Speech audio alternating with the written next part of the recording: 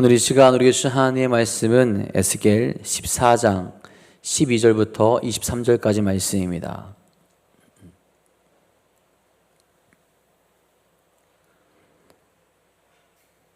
에스겔 14장 12절부터 23절까지 말씀입니다. 오늘 이 시간 우리에게 주신 하나님의 말씀 다 같이 한 목소리로 받들어 읽도록 하겠습니다. 여호와의 말씀이 또 내게 임하여 이르시되 인자야, 가령 어떤 나라가 불법을 행하여 내게 범죄하므로 내가 손을 그 위에 펴서 그 의지하는 양식을 끊어 기근을 내려 사람과 짐승을 그 나라에서 끊는다 하자. 비록 노아, 다니엘, 욥 이 세 사람이 거기에 있을지라도 그들은 자기의 공의로 자기의 생명만 건지리라. 나 주 여호와의 말이니라. 가령 내가 사나운 짐승을 그 땅에 다니게 하여 그 땅을 황폐하게 하여 사람이 그 짐승 때문에 능히 다니지 못하게 한다 하자. 비록 이 세 사람이 거기에 있을지라도 나의 삶을 두고 맹세하노니 그들도 자녀는 건지지 못하고 가기만 건지겠고 그 땅은 황폐하리라. 주 여호와의 말씀이니라. 가령 내가 칼이 그 땅에 임하게 하고 명령하기를 가라 그 땅에 돌아다니라 하고 내가 사람과 짐승을 거기에서 끊는다 하자. 비록 이 세 사람이 거기에 있을지라도 나의 삶을 두고 맹세하노니 그들도 자녀는 건지지 못하고 자기만 건지리라. 나 주 여호와의 말이니라. 가령 내가 그 땅에 전염병을 내려 죽임으로 내 분노를 그 위에 쏟아 사람과 짐승을 거기에서 끊는다 하자. 비록 노아, 다니엘, 욥이 거기에 있을지라도 나의 삶을 두고 맹세하노니 그들도 자녀는 건지지 못하고 자기의 공의로 자기의 생명만 건지리라. 주 여호와의 말씀이니라. 주 여호와께서 이같이 이르시되 내가 나의 네 가지 중한 벌 곧 칼과 기근과 사나운 짐승과 전염병을 예루살렘에 함께 내려 사람과 짐승을 그 중에서 끊으리니 그 해가 더욱 심하지 아니하겠느냐. 그러나 그 가운데 피하는 자가 남아있어 끌려 나오리니 곧 자녀들이라. 그들이 너희에게로 나오리니 너희가 그 행동과 소행을 보면 내가 예루살렘에 내린 재앙 곧 그 내린 모든 일에 대하여 너희가 위로를 받을 것이라. 너희가 그 행동과 소행을 볼 때 그들에 의해 위로를 받고 내가 예루살렘에서 행한 모든 일이 이유 없이 행한 것이 아닌 줄을 알리라. 주 여호와의 말씀이니라. 아멘. 오늘도 우리와 함께 하시며 복되고 거룩한 길로 인도하시는 또 하나님과 함께 나아가는 귀하고 복된 하루 되시기를 간절히 소망합니다. 여러분, 우리는 때론 다른 사람들의 일을 도와줄 때가 많이 있죠. 부족한 일손을 돕기도 하고 힘들어하는 사람들을 자진해서 돕기도 합니다. 그런데 우리가 결코 도와줄 수 없는 부분들도 분명히 있죠. 그들 자신만이 꼭 해내야 하는 일들이 있기 마련입니다. 밥을 먹게 이제 도와주는데 밥을 차려주는 것까지 해야지 다친 특별한 경우가 아닌 이상해야 떠먹여주기까지도 않죠. 스스로 해야 되는 일, 본인이 해야 되는 일이 분명히 있습니다. 하나님 앞에서도 마찬가지입니다. 하나님 앞에서 우리는 마땅히 우리가 행해야 할 일들이 있습니다. 또한 전도도 하며 그들이 하나님의 복된 소식, 주의 복된 소식을 전하며 나에게 맡겨진 사명을 감당할 수 있어야 하겠죠. 하지만 우리가 기도하는 것이나 회개하는 것이나 또한 내가 감당해야 될 하나님께 나에 맡기신 특별한 일들은 누군가가 대신 해줄 수 없는 거죠.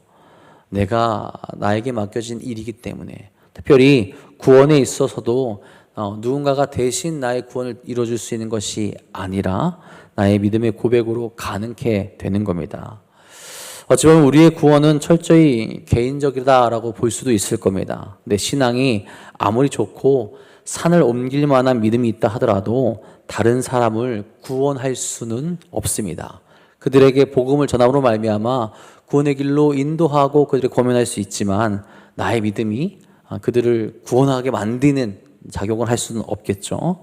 그러니 우리 스스로 다 주님을 만나 구원의 길로 나아갈 수 있도록 우리 스스로도 점검해야 되고 다른 이들에게도 그 소식을 잘 전할 수 있어야 할 겁니다. 오늘 말씀은 그런 사실 우리에게 가르쳐 주면서 또 하나님의 공의로운 심판과 그 안에서도 하나님의 자비와 은혜가 흐르고 있다는 것을 잘 보여주게 됩니다. 하나님의 심판은 반드시 일어나게 되죠. 특별히 에스겔의 말씀을 읽어보면 하나님께서 각 사람의 행위대로 갚으신다라는 것을 오늘 말씀에서 깨닫게 합니다. 물론 우리는 믿음대로 구원을 받게 되죠. 그 믿음이 없는 자들, 그래서 죄로 나아간 자들은 당연히 자신들이 저지르고 자신들이 행한 행동의 결과로 심판받을 수 없게 된다라는 거죠. 오늘 말씀은 각 사람이 자기 행위대로 심판을 받게 된다는 메시지가 강하게 나타나게 됩니다. 하나님께서 예루살렘을 기근, 짐승, 칼, 전염병으로 심판하실 때 의인이 거기에 살고 있다 하더라도 그들의 공로로 자녀를 구원할 수 없다라는 것을 명확하게 이야기하고 계시죠. 13절 14절에 이렇게 말씀합니다. 인자야, 가령 어떤 나라가 불법을 행하여 내게 범죄함으로 내가 손을 그 위에 펴서 그 의지하는 양식을 끊어 기근을 내려 사람과 짐승을 그 나라에서 끊는다 하자. 비록 노아, 다니엘, 욥 이 세 사람이 거기 있을지라도 그들은 자기의 공의로 자기의 생명만 건지리라. 나 주 여호와의 말이니라. 불법을 행한 나라가 있습니다. 하나님 앞에 패역하여 이제 법대로 그들을 처벌해야 됩니다. 하나님의 심판이 내려 그들이 의지하고 있던 양식이 끊기게 되어져 버립니다. 이 재앙은 사람이 생명을 유지하는데 가장 기본적으로 필요한 것들을 거두어가는 재앙이죠. 이는 참을 수 없는 고통을 동반하게 됩니다. 인간의 손으로 힘써 볼 수 없는 일들이 일어나게 된다는 것을 의미해요. 우리가 어떻게 해보려 하지만 너무나도 힘들고 나의 손으로 어쩔 수 없는 일들이 일어남으로 말미암아 그들이 가지고 있었던, 그들이 의지하고 있었던, 그들이 좋아하던 것들이 없어지게 됩니다. 실제로 이런 일이 유다 왕국 말기에 일어났고 예루살렘은 기근으로 백성들이 음식을 구할 수 없는 지경에 이르게 되자 부모들이 자녀를 삶아 먹는 아주 비극적인 일이 일어나기도 했습니다. 이런 심판이 내려질 때 성경에서 볼 때 의인이라고 말하는 노아, 욥, 다니엘 이 세 사람이 거기에 있다 하더라도 다른 이들은 건지지 못하고 오직 자신들의 생명만 건진다라고 이야기를 합니다. 이러면 노아 같은 사람은 온 세계가 멸망할 때 자기 가족을 구원의 방주에 태워서 함께 살아난 사람입니다. 온 세계가 멸망할 때 가족을 구한 노아 같은 사람일지 하더라도 하나님이 예루살렘을 심판하실 때 그 자신만 구할 수 있지 가족들은 구할 수 없다라는 거죠. 그의 믿음으로 말미암아. 욥은 어떻습니까? 고난 중에도 하나님을 원망하지 않던 의로운 자입니다. 자기의 입으로 범죄하지 않으며 끝까지 믿음을 지키고 하나님을 찾으며 다시 하나님의 복을 누렸던 사람이죠. 그런 사람조차도 하나님께 범죄하지 않으로 말미암아 다시 가정을 찾고 복을 받은 사람조차도 예루살렘이 심판받을 때 그 자리에 있다면 그의 믿음으로 자녀들은 구원하지 못하고 그만 구원받을 수 있다는 거죠. 다니엘은 어떤가요?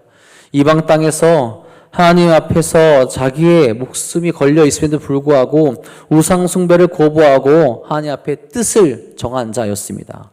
그런데 그조차도 그들의 의조차도 공동체의 죄악을 막을 수 없고 아무리 개인이 의롭다 해도 공동체적 죄에 대한 하나님의 심판을 피할 수 없다라는 무거운 진리를 말하고 있다라는 겁니다. 하나님은 각 사람의 행위에 따라 심판을 하십니다.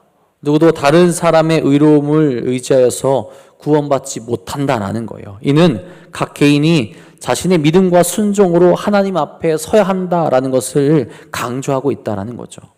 인간의 의로움은 죄의 문제를 해결하지 못한다라는 겁니다. 노아, 욥, 다니엘도 완전한 의로움은 아니었죠.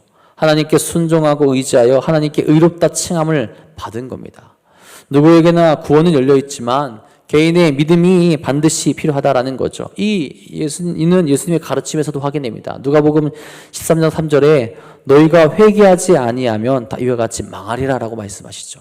각자의 믿음으로 또 회개함으로 거룩한 모습으로 하나님 앞에 나아가야 되고 이 모습이 공동체 안에 가득하게 될 때 그 공동체도 하나님 앞에 의롭다움을 받을 수 있는 것이지 누가 한 명으로 인하여서 그 공동체 전체가 의롭다움을 받지 못한다라는 겁니다. 에스겔은 이와 같은 내용을 반복해서 말합니다. 14절에 맹수에 의해서, 17절에는 전쟁, 19절에는 전염병을 말합니다. 그런 것이 이스라엘 땅에 임하게 될 때 거기에 노아와 다니엘과 욥과 같은 의인이 있을지라 할지라도 자기의 공로로, 자기의 어떤 그 의로운 믿음으로 말미암아 자신들의 생명만 건질 수 있다라는 거죠. 하나님은 이러한 사실을 하나님의 삶에 두고 맹세를 하십니다. 16절에 나의 삶을 두고 맹세하노니 라고 이렇게 이야기하시죠. 하나님께서는 영원히 죽지 않는 불멸의 존재십니다.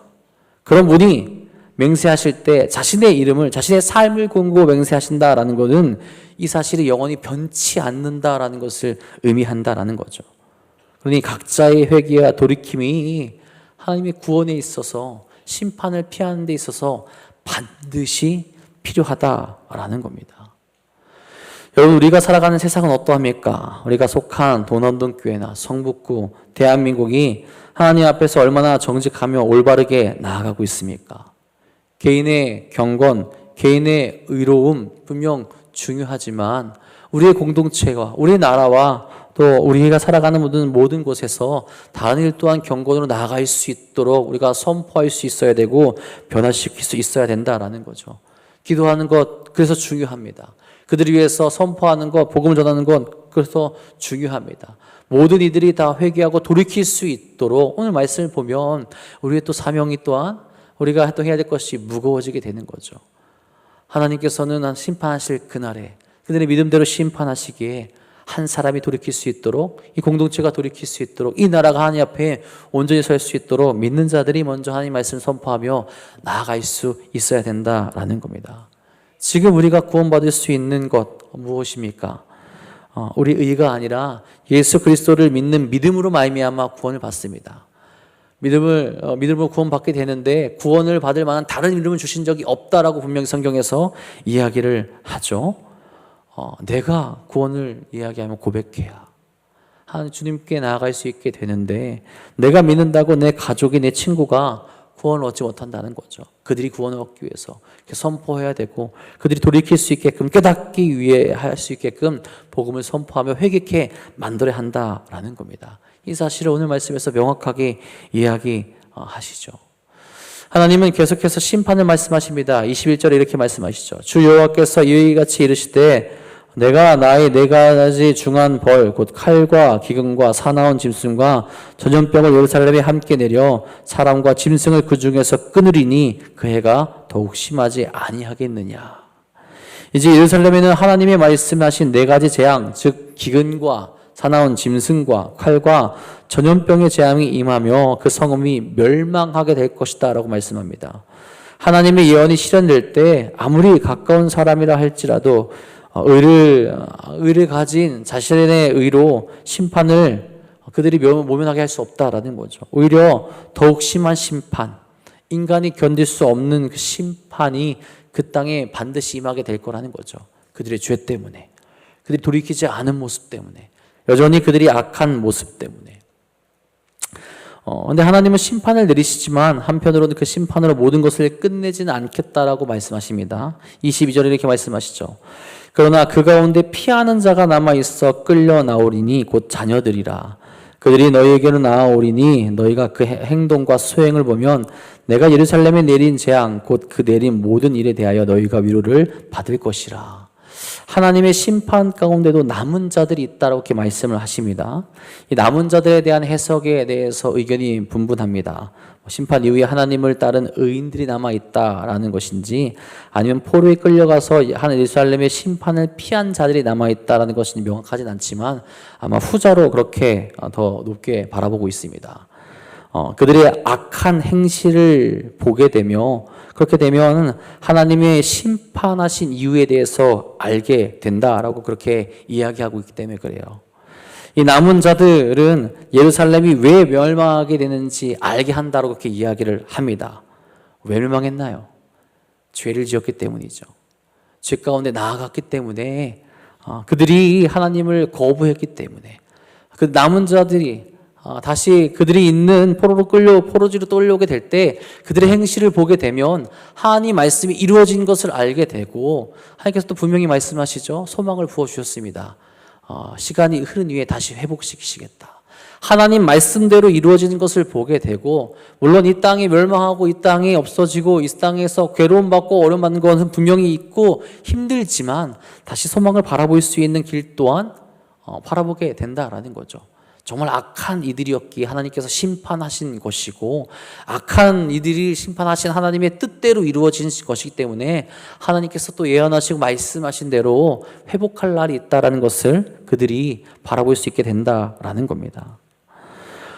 여러분, 그들의 죄로 인하여서 분명히 심판받게 됩니다. 이것을 하나님께서 분명히 말씀하셨고, 또한 남아있는 자들 중에 하나님의 말씀을 따른 자들, 그들은 또한 그렇게 하나님의 말씀을 바라보며 소망을 품을 수 있게 된다라는 겁니다. 여러분, 여기서 명확히 더 알아야 되는 것은 무엇이냐? 소망을 품는 자들, 위로를 받는 자들, 그들 가운데서 다시 하나님의 구원을 바라보는 자들이 어떻게 하고 있어야 되느냐? 끝까지 믿음을 지켜야 된다라는 거죠. 여전히 죄 가운데 있고 다시 죄로 나아가게 되고 돌이키지 못하고 다시 어려운 길로, 위험한 길로 가게 된다면 그들 가운데 다시 하나님의 심판이 임할 것이라는 것을 계속해서 나타내주고 가르쳐주고 계신 겁니다. 이 말씀을 바라보게 되면 우리 또한 주의해야 되죠. 여러분, 하나님의 심판은 반드시 일어나게 됩니다. 지금처럼 남아있는 자들이 이제 있지는 않을 거예요. 이제 우리에게 남아있는 것은 예수님의 재림만이 남아있죠. 예수님의 재림이 일어나게 되면 남아있는 자들이 아니라 명확하게 나뉘게 됩니다. 심판받을 자, 하나님 앞에 구원받을 자. 우리에게는 이제는 그 날이 완전한 끝이고, 끝이면서 우리에게 새로운 시작이 되죠. 그 심판의 날에 한 명이라도 더 구원받을 수 있게 하기 위해서 우리는 계속해서 회개하며 또한 하나님의 말씀을 선포할 수 있어야 한다라는 겁니다. 하나님의 말씀이 온전히 이루어지는 것을 깨닫는다면 우리가 그 사명을 잘 감당할 수 있어야 한다라는 거죠. 오늘 말씀 마지막 23절에 이렇게 이야기하죠. 너희가 그 행동과 소행을 볼 때 그들에 의해 위로를 받고 내가 예루살렘에서 행한 모든 일이 이유 없이 한 것이 아닌 줄을 알리라. 주 여호와의 말씀이니라.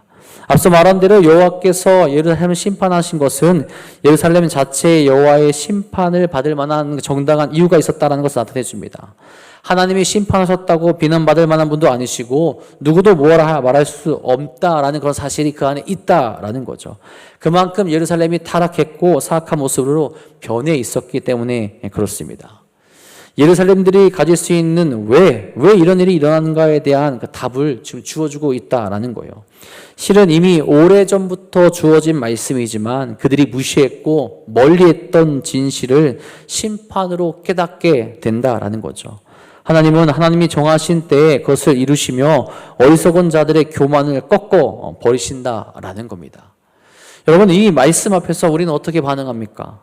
오늘 우리가 믿음의 삶으로 살아간다라는 것은 이 시대에 남은 자로 어떻게 보면 부름받았다라는 거죠. 우리를 통해서 세상은 하나님의 공의, 자비를 깨닫게 됩니다. 그렇다면 우리부터 하나님의 심판을 가볍게 여겨서는 안 될 거예요. 반드시 이루신다라고 하시고 그들이 행한 행동대로, 그들이 보인 모습대로 악한 모습이 남아있는 그들은 반드시 심판하실 것이다 라고 이야기를 합니다. 이것을 조금만 돌려서 생각한다면, 믿음을 지킨다면, 믿음 가운데 남아있다면 반드시 구원하시겠다라는 의미도 있다라는 거예요. 우리가 그럼 어디로 가야 될까요? 어느 길로 나아가야겠습니까? 당연히 심판이 아니라 구원의 길로 나아갈 수 있어야 하겠고, 한 사람이라도 더 구원의 길로 갈 수 있도록 오늘 말씀대로 노아와 욥과 다니엘처럼 의롭게 된 자들이 그들의 모습으로 하나님께 인정받은 그 의로 구원받을 수 있다라고 한 것처럼 아직도 하나님을 모르는 자들에게 그 구원의 길로 갈 수 있도록 그들 스스로 믿음을 고백할 수 있도록 인도할 수 있어야 한다는 거죠. 다른 길이 없다라는 겁니다. 다른 길이 없기에 그렇게 해야 된다는 거죠. 오직 주님으로부터 말미암아 우리가 구원 얻을 수 있기에 하나님의 공의로운 심판이 이루어지기 전에 우리가 행할 수 있어야 한다는 거죠. 우리 주변에 하나님의 심판이 일어났을 때 후회하는 자가 없도록, 후회할 때는 이미 늦은 것이기 때문에, 그리고 심판받는 자가 없도록 오늘 말씀을 기억하며 모든 이들이 구원의 길로 나아갈 수 있도록 우리 또한 사명을 다할 수 있기를 소망합니다. 먼저는 내 안에 하나님의 심판받을 만한 모습이 있지는 않은가? 여전히 악한 모습으로 거룩한 길을 걸어가고 있지 못하고 있는 모습이 나에게 남아있지 않은가? 돌이키면서 회개하시길 소망하시고, 그리고 또 내가 받은 그 은혜의 말씀, 내가 전해야 될 그 복음의 말씀을 세상 가운데 전하며 한 사람이라도 더 심판에서 멀어져 구원으로 나갈 수 있는 길을 밝히시고 여시는 사랑하는 성도인들 되시길 간절히 소망합니다. 그 모습으로 오늘도 달려나아가 하나님의 영광을 나타내시고 소망 중에 나갈 수 있는 우리 모두가 될 수 있는 사랑하는 도난동교회 성도인 되시기를 주님의 이름으로 축복하고 축원합니다. 기도하겠습니다. 하나님, 오늘도 우리가 주의 말씀 가운데로 달려나아갑니다. 여전히 어리석고 여전히 죄 가운데 나아가고 여전히 주의 말씀을 바라지 못하는 모습이 우리에게 있지는 않습니까? 하나님께서 명확히 말씀하십니다. 믿음을 고백하고 믿음을 지킨 자 그들의 고백대로 개인의 모습으로 개인의 믿음으로 구원을 받을 수 있다라고 말씀합니다. 아버지, 우리가 정말로 그 모습이 있길 소망합니다. 나의 믿음이, 나의 삶이, 나의 고백이 하나님께서 기뻐하는 고백이 될 수 있도록 인도하여 주시며 또한 나를 통하여서 하나님의 거룩하신 말씀이 선포되어질 수 있도록 인도하여 주시옵소서. 여전히 세상은 악한 모습으로 나아갑니다. 주의 말씀을 바라보지 못하고 있습니다. 그들이 깨닫지 못하고 있는 그 어리석은 삶을 아버지 말씀 우리가 선포함을 하며 돌이킬 수 있도록 인도하시고 한 사람이라도 돌이켜 주의 거룩한 길로 나갈 수 있도록 인도하여 주시옵소서. 우리의 삶을 먼저 우리가 돌아보며 회개할 수 있도록 인도하여 주셨고 사랑하는 주님을 따라서 거룩한 길로 달려나가며 그 복음을 먼저 전할 수 있는 삶이 우리의 삶 가운데 가득 넘쳐날 수 있도록 인도하여 주시옵소서. 특별히 사랑하는 도난동 교회를 세우심을 분명히 압니다. 주여, 사랑하는 도난동 교회를 통하여서 주의 거룩한 말씀이 선포되어질 수 있도록 인도하여 주셨고 주의 사명을 다할 수 있는 교회가 될 수 있도록 나와 역사하시며 이끌어 주시옵소서. 그 삶을 살아가는데 여전히 힘들고 아파하며 넘어져 있는 이들이 있습니다. 고통스러워하며 눈물 흘리는 이들이 있습니다. 그들의 마음, 그들의 삶 또한 위로하여 주시옵고 주의 길로 달려나갈 수 있는 믿음과 힘 또한 허락하여 주시옵소서. 특별히 육적으로 연약하여서 질병으로 인하여서 힘들어하고 아파하고 넘어져 있는 이들이 있습니다. 그들에게 주의 손길 허락하여 주사 위로받게 하여 주셨고 회복되게 하여 주셨고 주의 은혜 가운데 다시 나갈 수 있도록 역사하여 주시옵소서. 오늘도 부르짖는 저들의 기도에 응답하여 주셔서 살아계신 하나님과 동행하게 하여 주시옵고 승리하는 삶을 살아갈 수 있도록 인도하여 주옵소서. 오늘도 주님께서 우리와 함께 하실 것 믿사오며 우리 사랑하신 예수님의 이름으로 감사하며 기도합니다. 아멘.